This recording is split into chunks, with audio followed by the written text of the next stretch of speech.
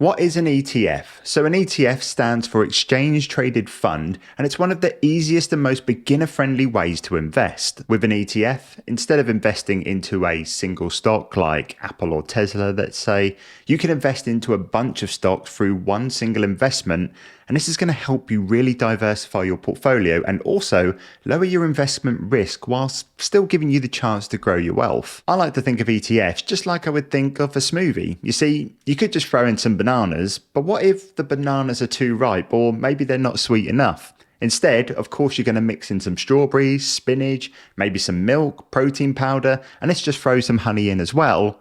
This way, if one ingredient doesn't taste too great, it probably gets hidden by everything else in the smoothie, right? Well, an ETF kind of works the same way. You see, instead of putting all of your money into one company, an ETF is like that smoothie with a mix of different stocks, and if one stock doesn't do too well, you have many others in the ETF that are going to help balance things out. In terms of what types of ETFs you can actually invest into, the options are actually pretty much endless. You've got ETFs that track sectors such as technology, healthcare, or maybe oil. But you even have ETFs that track entire markets and even countries. In fact, one of the most common ETFs that you may have heard of is one that would track the S&P 500.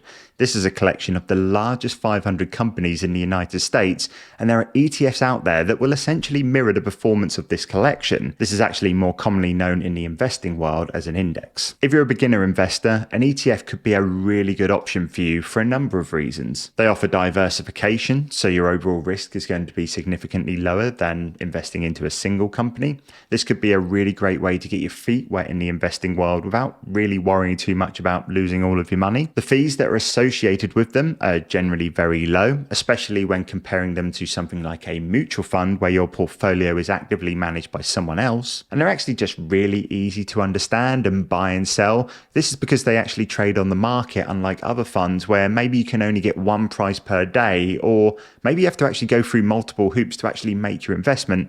An ETF is actually traded on the stock market just like any other stock, which actually does nicely lead me into what do you actually need to do if you wanted to invest into an ETF for yourself. And the first thing that you're going to need is an online investing account. If you're based in the UK, I really recommend Trading 212. They've got a really good section for their ETFs that's easy to get around and learn about the different types that you can invest into. This video isn't sponsored, but they do actually offer a free share worth between £10 and £100 to anybody that signs up using my link in the description of this video. Do remember though, your capital is at risk and you can find ETFs on every other online broker out there, so make sure you do some research before you pick one for yourself. Also, if you are in the UK, make sure that you are doing all of your investing within a stocks and shares ISA account.